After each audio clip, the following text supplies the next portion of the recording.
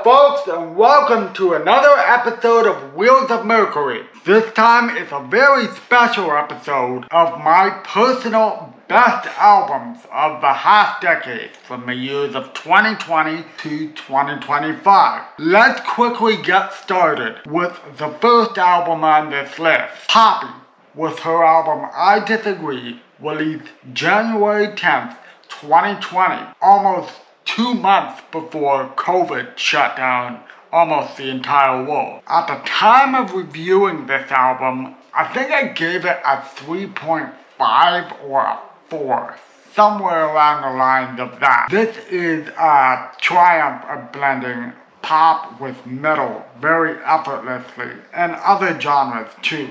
The switch up between the industrial metal of Blood Money to switch between Beatles pop and metal and back of, I forget which song it was, but there's a song like that, and it's kind of insane how it switches between the two. Noted that this is the last album she would work on with Titanic Sinclair, which she split off for good reason. But I'm not really gonna get into that, really.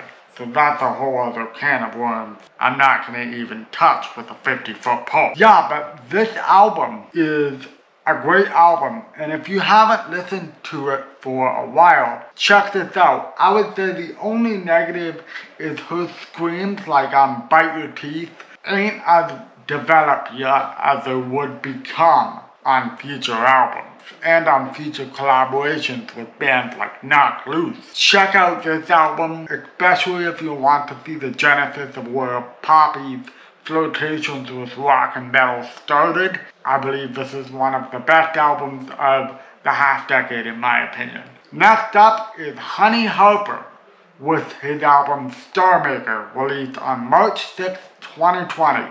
And this was around the time that COVID-19 shut down the world. And during the first quarantine up here in Canada, I listened to this album non-stop. I remember having a coffee and looking out and seeing this backyard and listening to this album day in and day out during the first quarantine. More than any other album, this reminds me of that time period.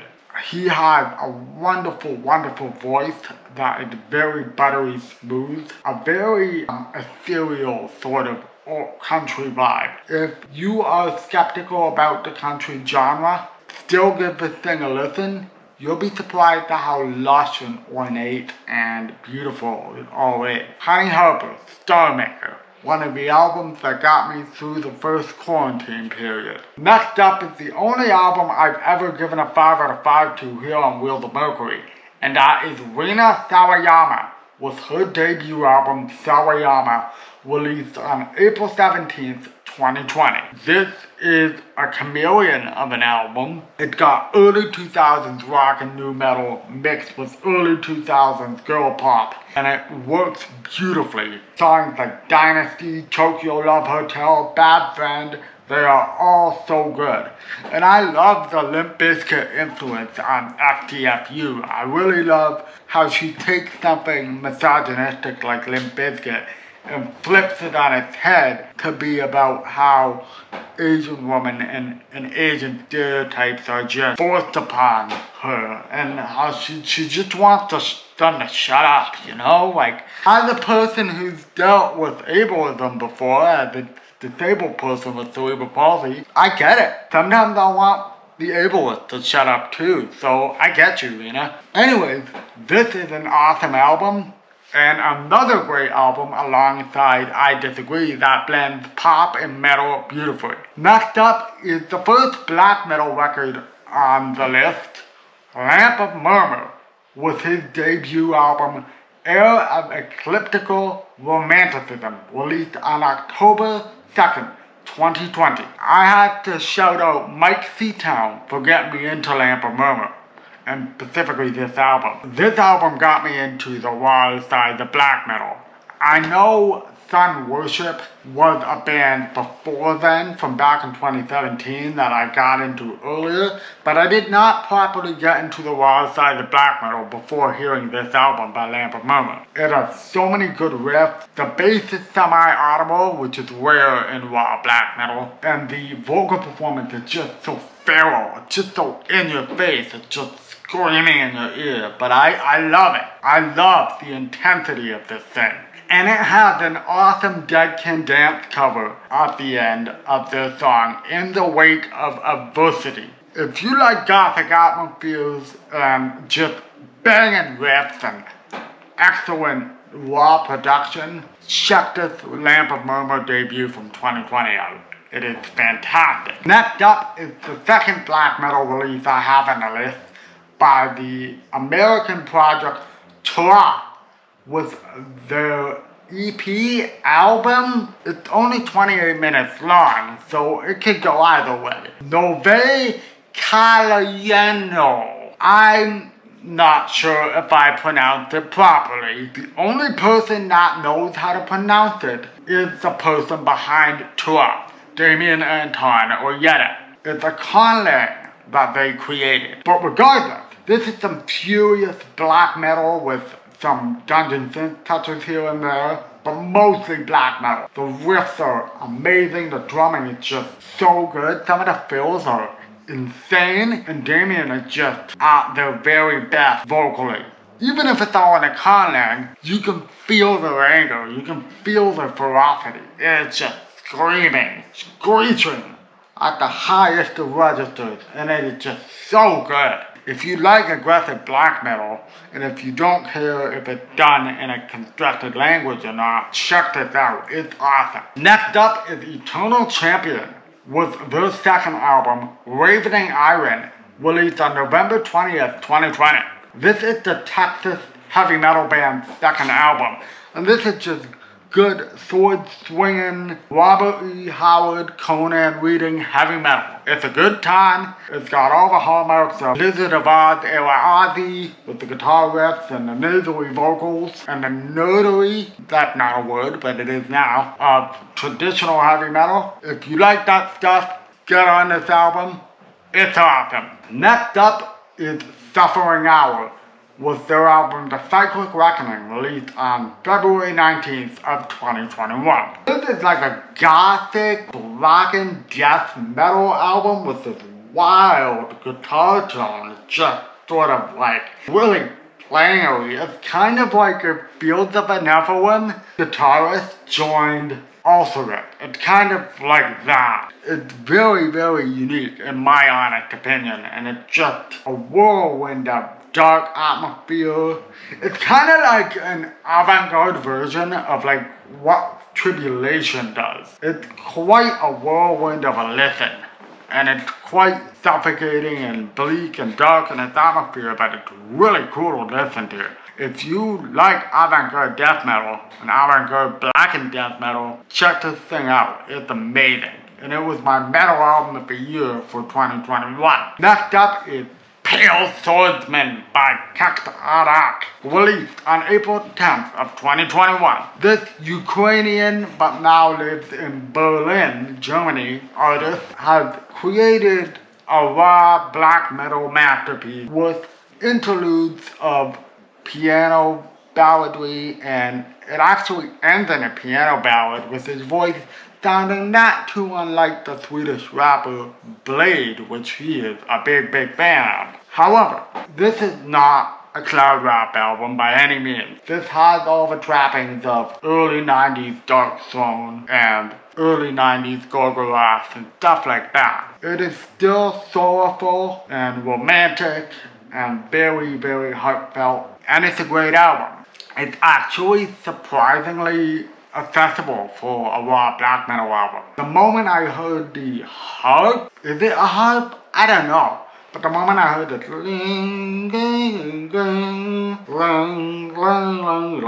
of thorns, I was hooked. Rock made a great album, and I am waiting for its follow-up. Next up is an album that me and Anthony Fantano can agree on. Spelling with her album The Turning Wheel, released on June 25th of 2021.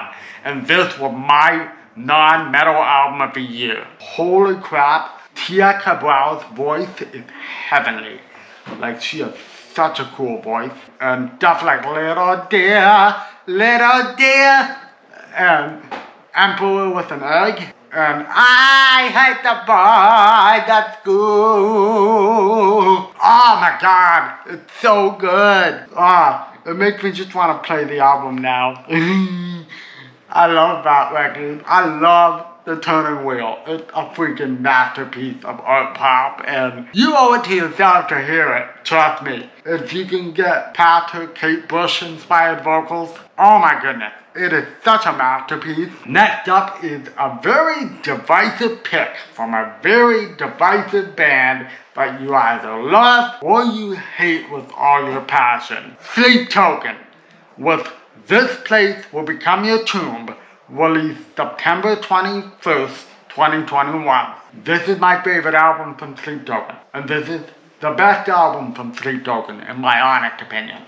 It has the most pop elements of any Sleep Token album up until that point. I think the pop elements have been superseded by the new album, but up until 2021, this was the most poppiest. But that's okay, because Sleep Token were never really a metal band to begin with, really, in my honest opinion. It got beautiful songs like Mine, like That. The Love You Want is, oh my goodness, it's one of my favorite Sleep Token songs ever. It has grown to be one of my favorite songs from the band ever. And I'm too full of the love you want. Oh, it's so good. Fall for Me is very good too. It's like very good Imogen Heap worship.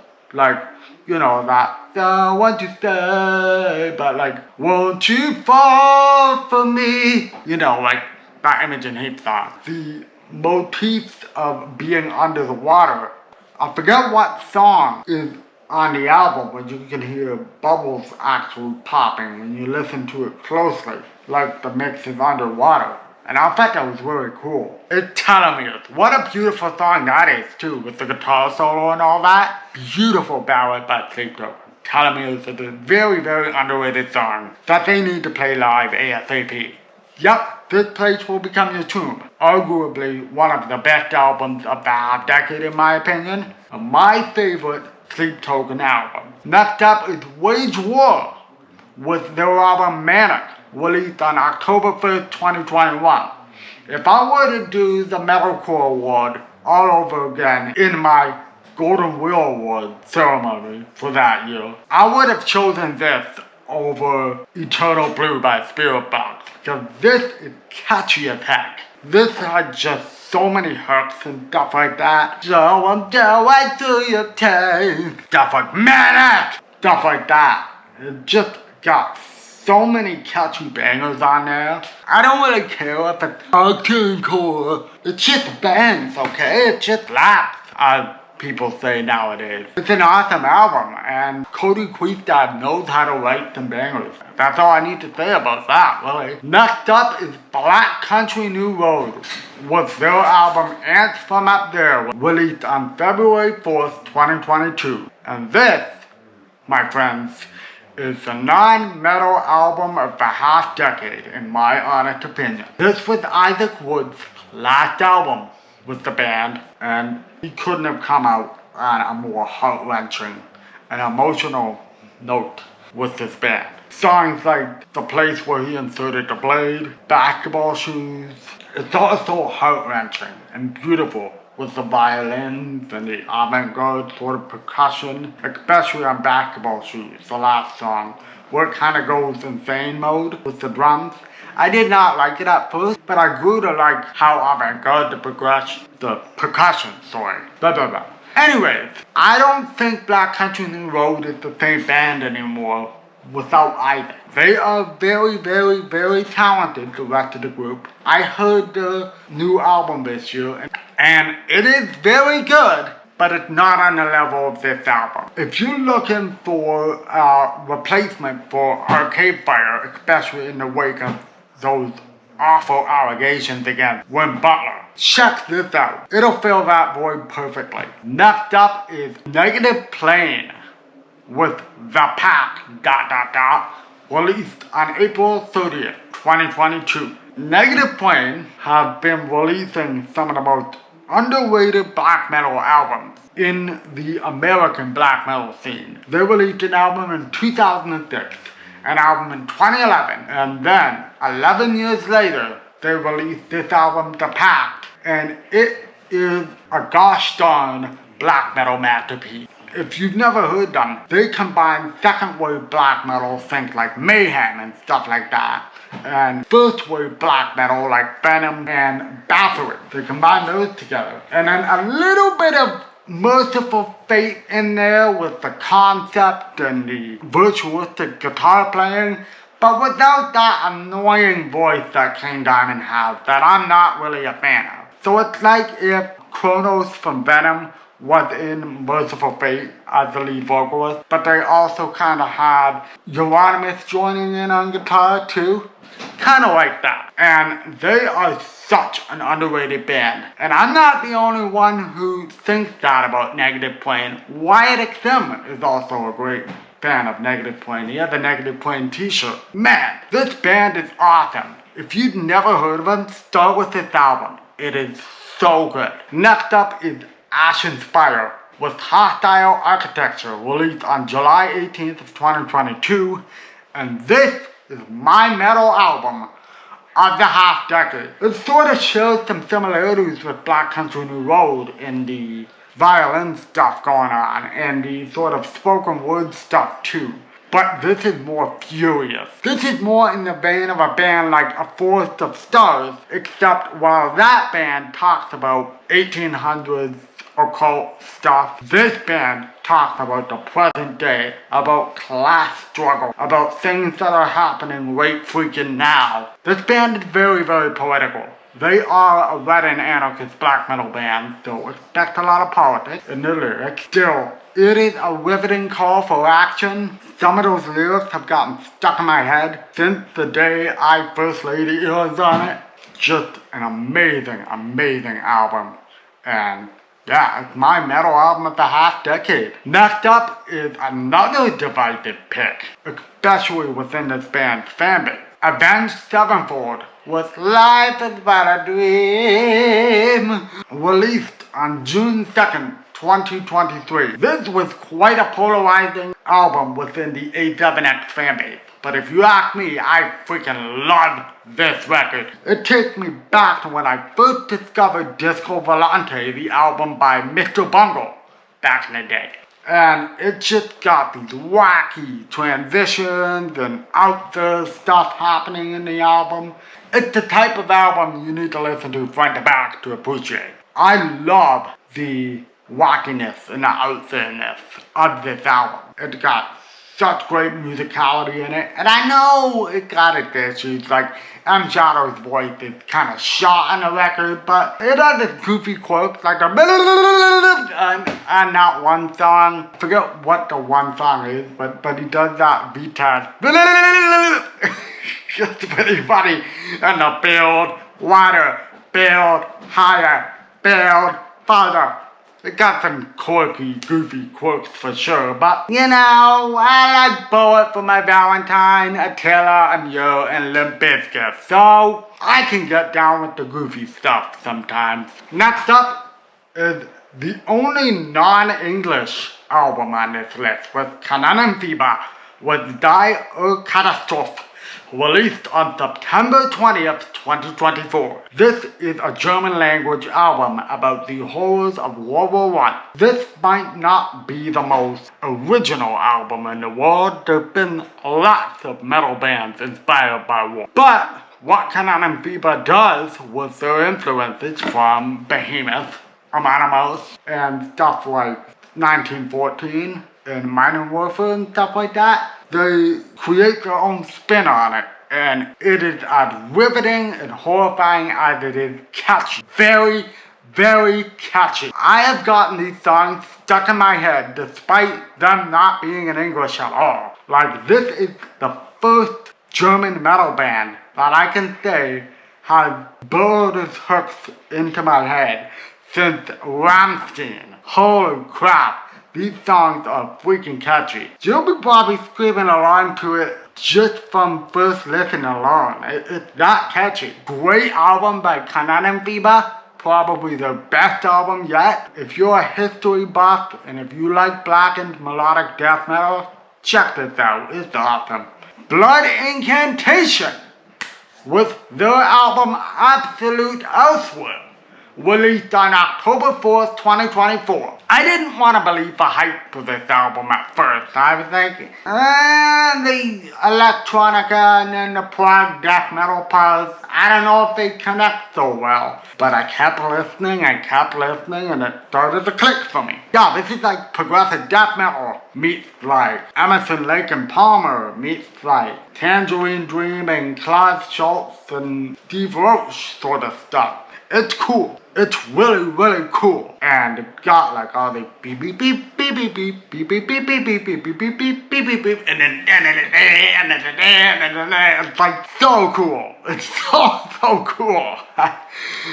Yeah, if you want to hear what progressive metal and death metal and space ambient fusion sounds like, check out this album. It's cool, man. It's really, really cool. Last up is the only album from this year, and that is Death Heaven with their album Lonely People with Power, released on March 28th, 2025. This is the best album of 2025 so far. This is Death Heaven's best record since New Bermuda. Songs are amazing, like Amethyst, Revelator, freaking Revelator, come on! How can that riff not make your heart go pumping the minute you hear it? Oh my goodness, it's amazing, man. It's incredible. And that's a wrap for my favorite / best albums of the half decade from 2020 to 2025. Now it's your turn. What's your favorite albums of the past 5 years? Leave me a comment down below. I'd love to see what your opinion is. Make sure to like this video, subscribe, and hit the bell for more notifications. If you do that, thank you so much. I really appreciate it. Rock on, guys, and I will see you in the next video.